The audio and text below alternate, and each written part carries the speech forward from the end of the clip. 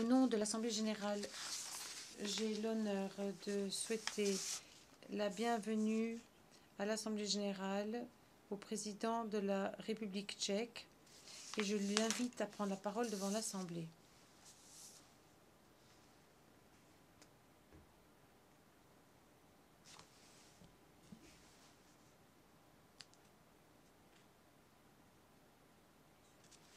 Monsieur le Président, Mesdames et Messieurs,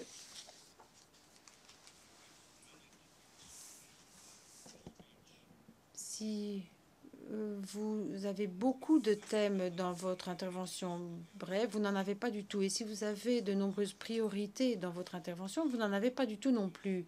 Donc, permettez-moi de me concentrer sur un thème et une priorité, la lutte contre le terrorisme international.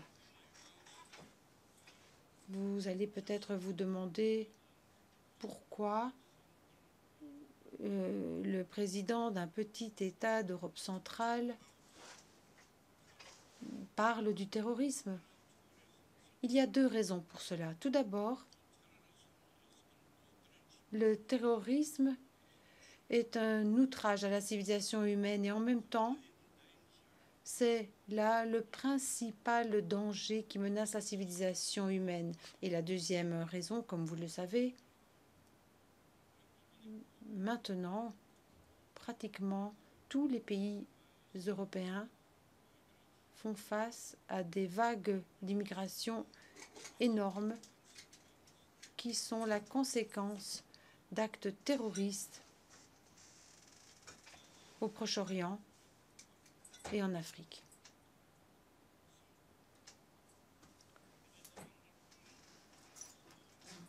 Donc, c'est une bonne chose de critiquer le terrorisme, c'est une bonne chose d'organiser des manifestations et des rassemblements contre le terrorisme. Et c'est une bonne chose de préparer une déclaration qui proteste contre le terrorisme.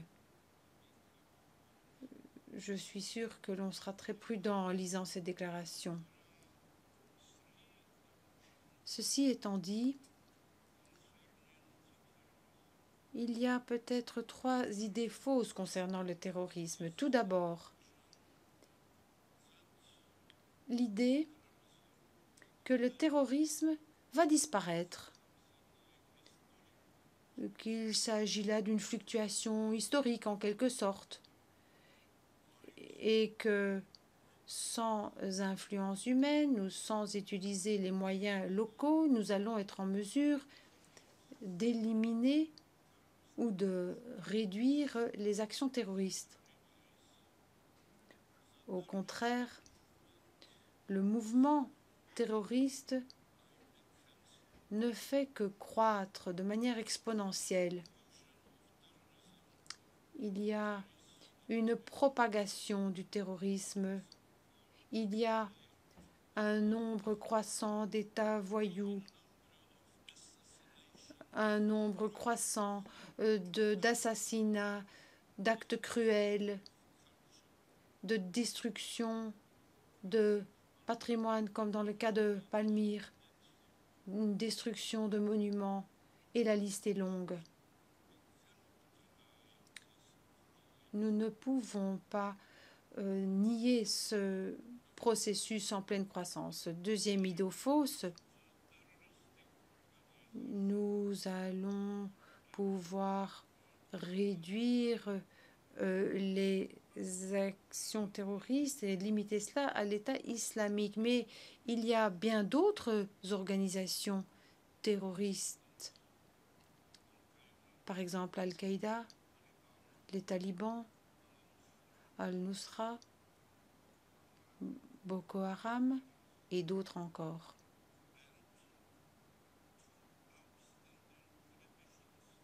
Et deux hommes politiques éminents du monde arabe m'ont dit que l'organisation de couverture, c'est les frères musulmans.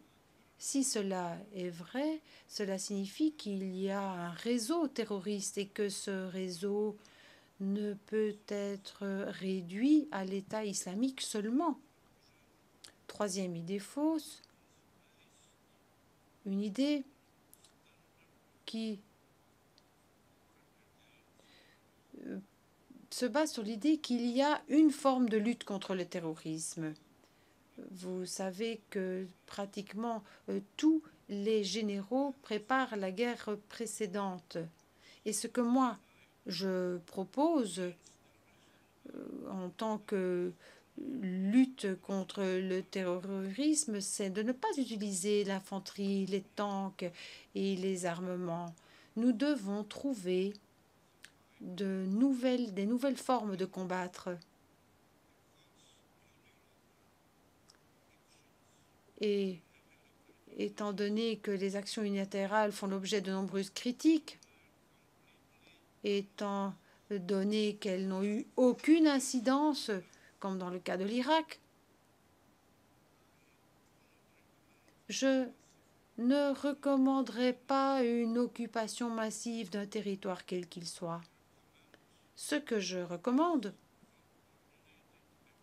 c'est d'entreprendre une action coordonnée sous la coupole du Conseil de sécurité des Nations unies.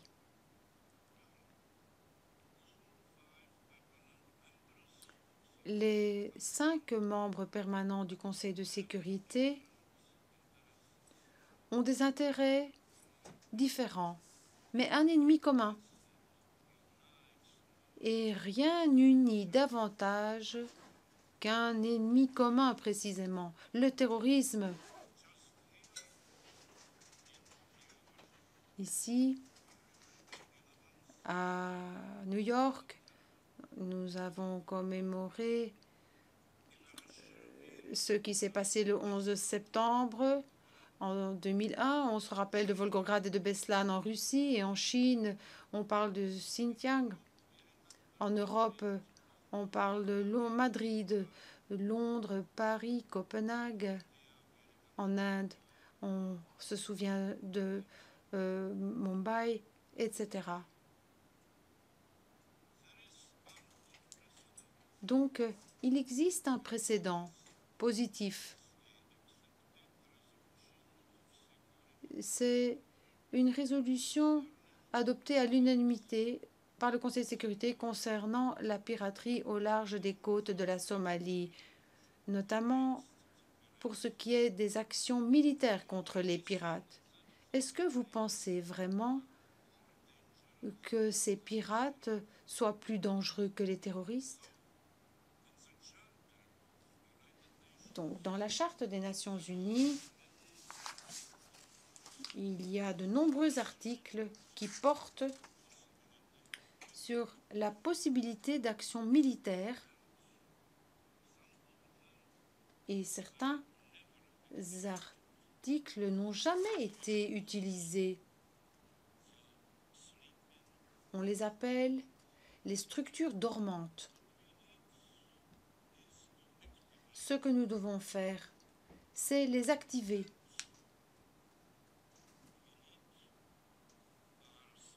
Ce dont nous avons besoin, ce sont des unités militaires réduites équipées par des drones, des hélicoptères, avec l'appui des services secrets, appuyés par des commandos. Ce seraient des petits casques bleus en quelque sorte qui élimineraient les chefs des organisations terroristes, le centre névralgique de ces organisations,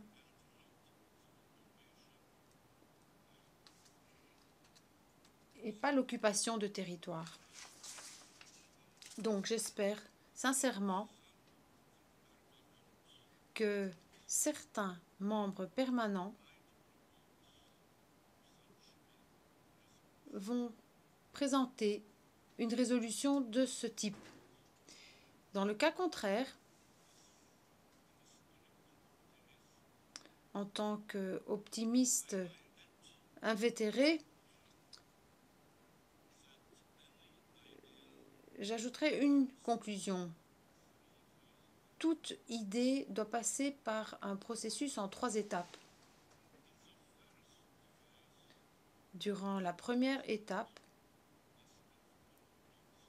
on pense qu'il s'agit là de quelque chose qui n'a aucun sens. Durant la seconde étape, c'est discutable. Et durant la troisième phase, cela apparaît de manière évidente comme la Terre tourne autour du Soleil. Donc, je viendrai l'année prochaine et profondément dans mon cœur, je pense que ma proposition sera discutable et je reviendrai en 2017. Et là, je suis convaincue que cette proposition relèvera de l'évidence. Merci de votre attention.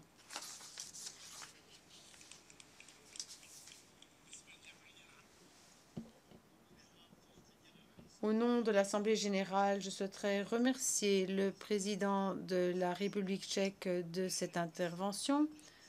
Je demanderai aux délégations de rester assises pendant que nous prenons congé du président.